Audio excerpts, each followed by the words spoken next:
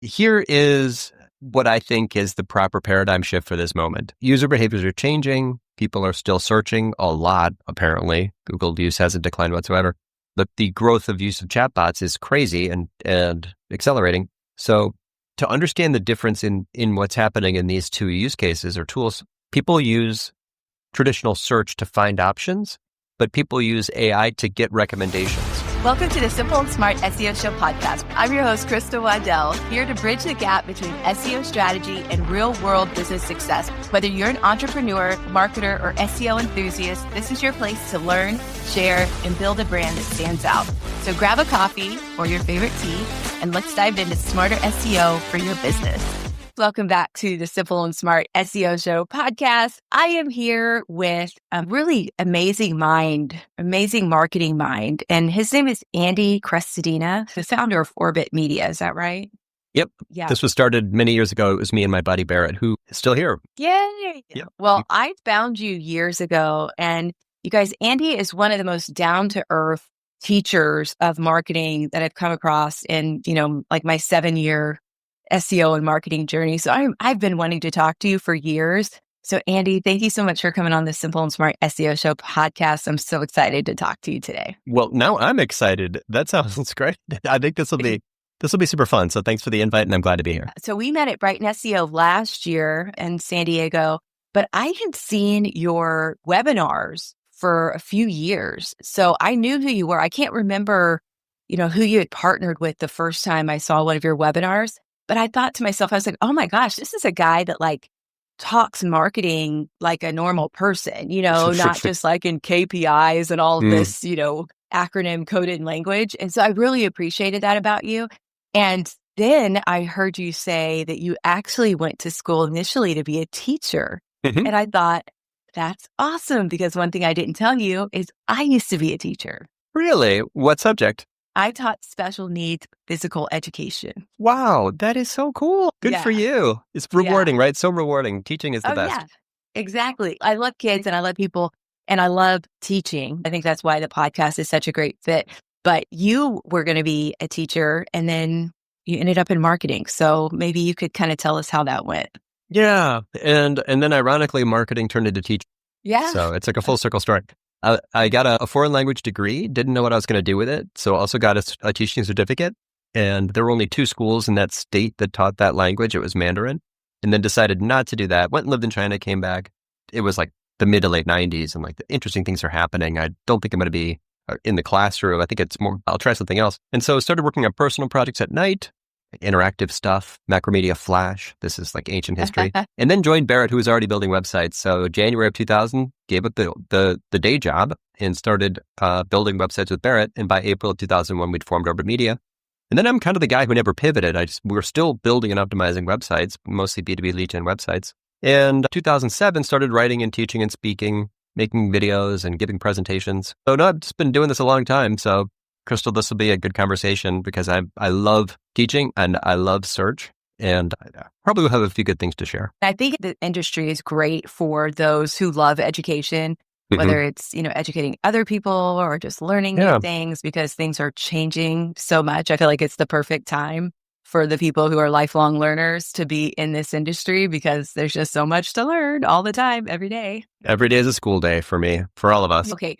So this is going to take you way back. All right, to your very first beginning days. But as I made the transition from teacher to entrepreneur and trying to help people with their Shopify websites, how did you figure out the pricing side of it? How did you get to a point where you're like, oh yeah, I can do this and replace my other day job so many moons ago? Oh, well, there's a golden opportunity when you're scrappy and small, because I didn't really have a lot of expenses. I had just rent and no kids or anything. This is many years ago.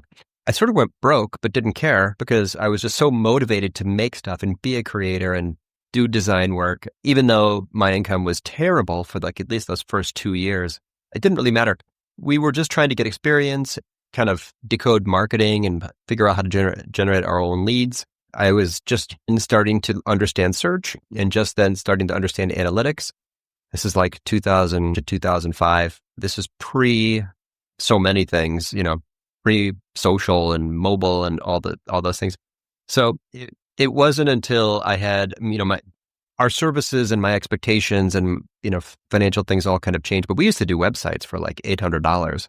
We once traded a website for a coffee table with this custom furniture maker. So really just, I think it's a natural progression. And in the beginning, if you're really hungry and you're just believe in the category and believe in yourself, the initial goals maybe aren't that financial. Maybe it's just about learning and networking and growth, other types of personal growth. And so it was very slow and nobody would have invested in us. And we were not, I don't recommend necessarily the way that we did it. I could have learned many things much faster, but in the end, no, it was just, we didn't really figure out good pricing and packages and how to, accurately scope things until later. So there wasn't really any rigor here until later when we gradually grew up, but no regrets. I always love to hear how people, started and then kind of transformed. I'm always learning things to apply to my business, and I love getting insight from people who've been there. So thank you for that. Okay, for me, listening to you in another podcast, you mentioned 8 words to help you show up better in LLMs and AI search. Do you remember that piece of the conversation? The specific 8 words, maybe not, but I could share with you my latest thinking on how to train the AI to recommend your brand. Yeah, exactly. So here is what I think is the proper paradigm shift for this moment. User behaviors are changing. People are still searching a lot, apparently. Google use hasn't declined whatsoever. But the growth of use of chatbots is crazy and accelerating. So to understand the difference in what's happening in these two use cases or tools, people use traditional search to find options, but people use AI to get recommendations. So AI is really more about both awareness and consideration, the top and the middle of the funnel. People are talking a lot about AI visibility. I think that's short-sighted. I think the way that people prompt is to ask for recommendations, options. Who are the best for this? How, help me find a good provider, right? It's actually going deeper. So if the typical prompt has things like the role and the task and the context and the output, that's prompt engineering, right? It should have those things. If that's true, then teaching AI to recommend your brand is partly maybe about prompt reverse engineering and making sure that our content and our key pages have those elements, which is partly SEO, but a bit beyond traditional SEO. SEOs probably aren't putting the job titles of their buyers on their key pages. I certainly never did. SEOs aren't necessarily adding all the proof points and evidence and credentials on their pages as text. My site just has logos of awards we've won. I didn't spell them out as text. The very specific outcomes of the work you do, because that's how people are prompting, right? Like, I've got a Shopify site. It's not visible. I'm looking for a company that will help my category pages rank higher for commercial intent phrases. If you pretend to be your audience for a minute and use AI to get a recommendation, you'll quickly realize the gaps between traditional SEO and AI training type content. And that's likely the little adaptation. And it's all based on this understanding that search is just visibility. AI is visibility plus consideration. That visitor's going deeper into the funnel. AI is giving them options that are a good fit. And that's probably why conversion rates from visitor into lead, or in e-commerce, visitor into customer, are higher from ChatGPT than from Google. Yeah. 2x on my site. It's just dramatic. Like, people who come from AI are much more ready to buy because AI was helping them make a decision. Hey there, creative entrepreneur. If you've ever felt lost or overwhelmed by SEO, you're not alone. I've got something that will finally make SEO click for you. I've created the AI SEO Foundations course powered by Crystal GPT, your personal AI SEO coach. In just 7 days, you'll get bite-sized, actionable tasks and printable worksheets, all delivered by ChatGPT and designed specifically for creative businesses. No more guessing what to do next or wasting time on theory that doesn't move the needle. Crystal GPT will walk you through exactly what matters so you can grow your website traffic, show up for your dream clients, and actually feel confident about your SEO. Ready to see what SEO can do for your business? Head to SEOin7days.com and get started today. That's SEOin7days.com with the number 7. And let's make your business easy to find and impossible to ignore. Yeah, and that's true. I'm sure most business owners have done something like this, but I like to build my SEO strategy around synonyms, that I want to be known for. And so, my number one synonym is senior night and senior night gifts, right? So I put that in there. Hey, where's the best place to get senior night gifts? And of course, Etsy showed up, Amazon showed up, Zazzle, different, big name personalization type websites. Mhm. And I was like, hey, what about collageofwood.com? Like where are they at in the mix? And so Chat was explaining to me like, oh, I didn't realize you wanted a Right. small boutique handmade experience. That was so interesting. It's really like trying to figure out how you can position yourself for what you want to be found for. And so that's kind of like the quest Mhm. that I'm on to try to figure that out for my own business. Yeah, so it gave you some clues right there. Handmade, that's a differentiator, and that's the type of thing that would help the right buyer find you, actually in search or in traditional search or in a chatbot. But that you can actually just say, we're the best providers for this. It'll give you a list. If you're not in there, you can say, add me to the mix. Now there's a list plus you. Then you could say, where are these brands strong or weak? What are the pros and cons of each of these options? And it will make for you a buyer guide or a table, a comparison table. And then you'll be looking right in front of you. This is where AI thinks that I'm weak. And this is where AI thinks that they're strong. And wherever relevant and appropriate, you can then just go address that, attack that, hit that hard with the language that trains the AI to believe that you're a good option for that. Because frequently it's just sort of, these pages just aren't detailed enough, and e-commerce website owners just make what they think the page should have without ever taking that tiny step to do that little audit to identify the gaps, which are good for search, good for AI, good for visitors finding the right page for them.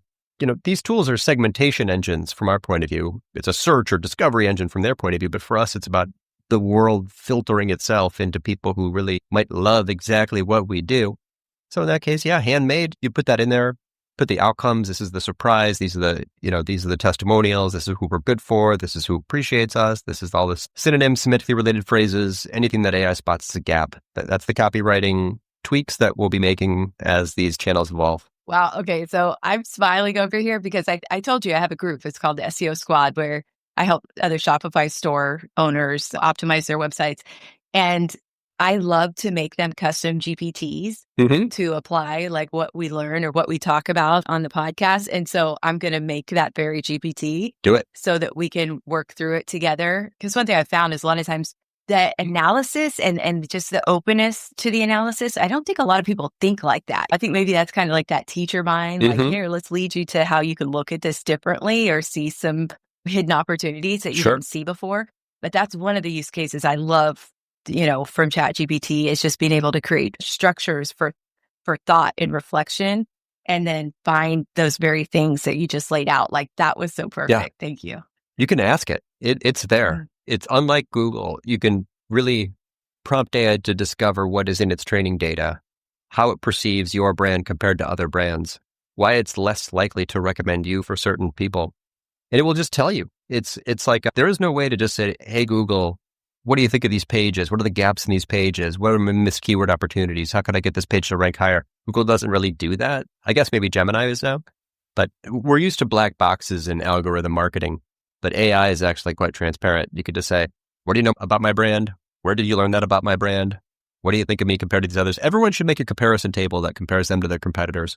And if there's any gaps on that, then go right into those topics. Oh, that is awesome. I'm so excited to do that. Probably will do that right after we jump off of here. But another thing you said, you had mentioned that maybe it's not the best practice anymore to embed a video on our website from YouTube rather than using some sort of native video player on our website. So I was wondering, when it comes to like product pages and collection pages, that type of commerce page, what are your thoughts on video? I use YouTube for content marketing. If I made an article, I think it's helpful, I'll make a video version of it. I'll post it on YouTube. I'll embed it in the article because I want to pump up the views on YouTube. I want that algorithm to like me. I want it to suggest to other people. If the person clicks from the article to go to YouTube, because you can't remove those UX elements on the player, they're landing in a channel that's active, where there's engagement, they might subscribe. So that's content marketing. That's higher in the funnel. The question's always just, what's the true story in the life of this visitor?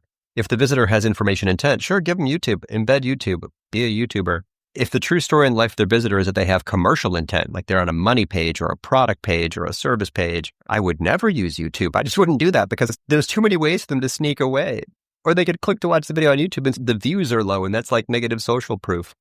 or the player can't really be customized. You can no longer remove the suggested videos. Remember, you could remove them before, now you can't. So I've been on websites of, $500 million companies literally watching a cat video on their website. Why would you do that? You're trying to save $50, not even. I think it's like $25 a month for some of these players. So yeah, conversion-focused videos, you need a pro player. You can customize the player. You can make the colors look bright. You can choose the thumbnail. And it should look polished. I mean, YouTube, you can choose thumbnails, but conversion-focused videos, the about page video, the home page video, the sales page video, the product video, YouTube is totally inappropriate. YouTube is a content platform. Those pages are conversion-focused pages. So I think that's super weird that people still do that. Help me spread the word if you can. YouTube is not right for money pages. Well, and I'm so guilty of it. Like, say on a product page, the reasoning behind it was that it loads faster. So I thought from like a user experience, it's like, okay, it's not bogging down my site. Like these YouTube videos load faster and that type of thing. So, I'm just I never thought of that. I was wondering if... I mean, Vimeo should be fast.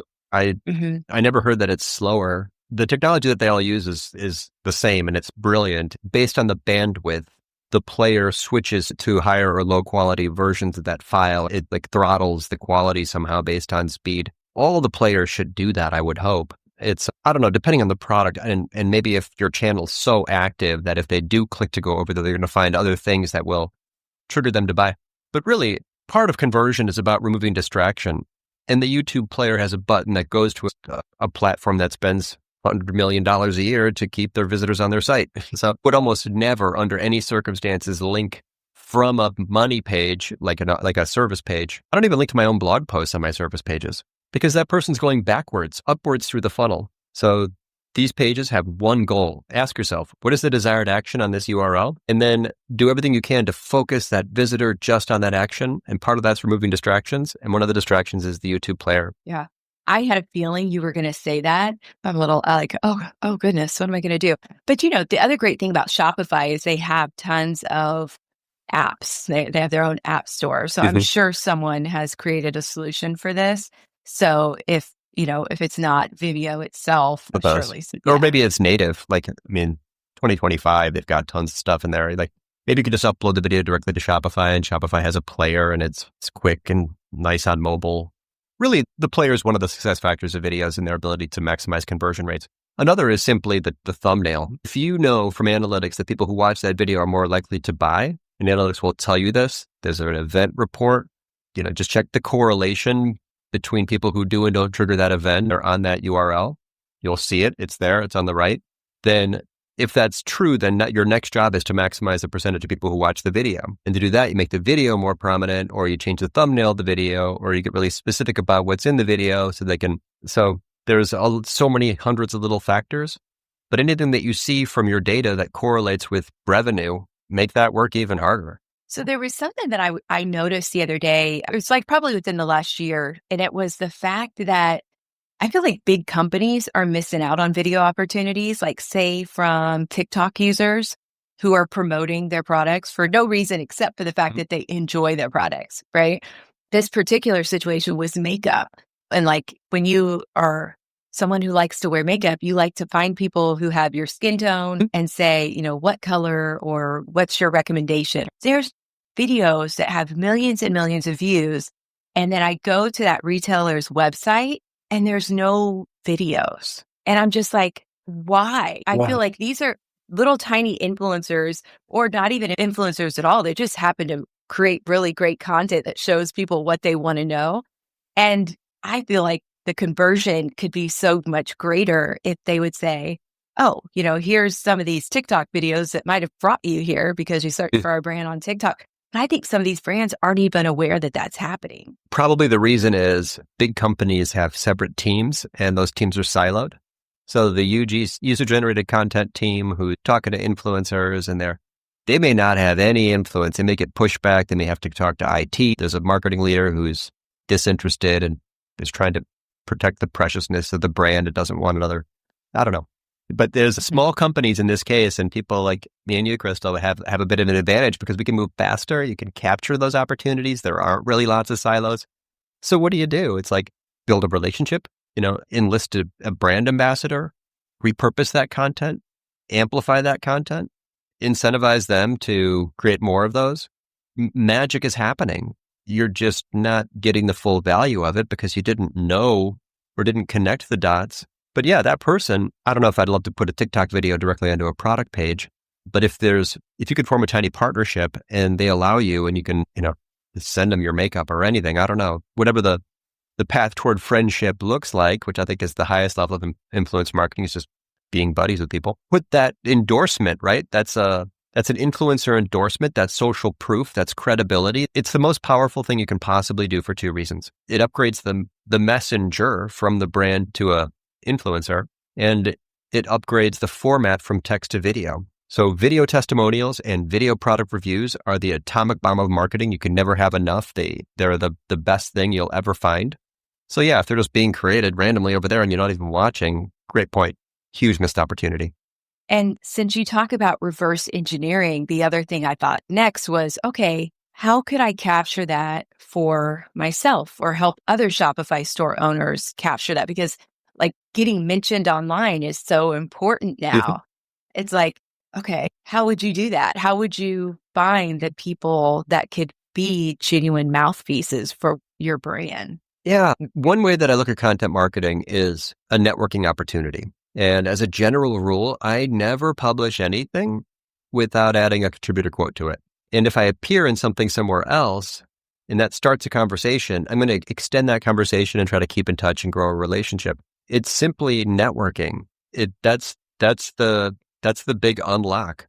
So if you're making anything, right, a report, a guide, you mentioned a piece of content a minute ago, like whatever it happens to be, and you use that as a pretext to connect with people who are creating content or advocating for brands somewhere else. Hey, I know you got a point of view here. I'm doing a guide about that skin tone. I'm just going to stick with makeup. Okay. Would you be open to, I love your content. Your point of view is fantastic. It would take you just minutes, hopefully. Could you just send me a quick quote, an influencer quote, or your point of view, your best idea for this or perspective? And really, that's like a press hit for them because we're all publishers now. It's like a press hit. So very rare for anyone, unless they're a megastar, to decline to provide their point of view. That makes that content instantly in whatever format it's in, right? YouTubers all figured this out a long time ago. They cameo in each other's videos, but use every content creation opportunity as an opportunity to enlist an ally. An ally in content creation is an ally in content promotion. It's going to grow your network. So right before we jumped down, you saw I was wearing a sweatshirt from a brand. Where do you think I got that? Right? It's from collaborating with them. I love that sweatshirt, and now that those people are my friends, I'd help them however I can. Yeah. I think I may have heard you say something like this before because it's sounding familiar. And I guess the next step then too would be that people who are mentioned like to share that they're mentioned. So therefore now you're getting in front of their audience when they say, I was featured in da-da-da, or you could create a little, graphic form. Yeah, you just try. I mean, it's you just spotlighted somebody in content. So most people will take a minute to help amplify that because it's credibility for them. I mean, it sounds a bit mercenary, but most influencer marketing is sort of transactional. It's an exchange of expertise and reach, put simply. Both parties benefit from that, and people really enjoy connecting with people. It's also future-proof. This isn't a format that AI can really do. And so many of us are predicting that the power of influencers will grow over time. So that's just one of the many things that we should focus on. I think it has a very powerful long-term benefit. If you're an SEO, it can grow links. If those collaborators are editors or bloggers. If you're a consumer brand, it can grow your reach. If those collaborators are active on those social platforms. So I don't know. The cost is zero. Why wouldn't we all do this?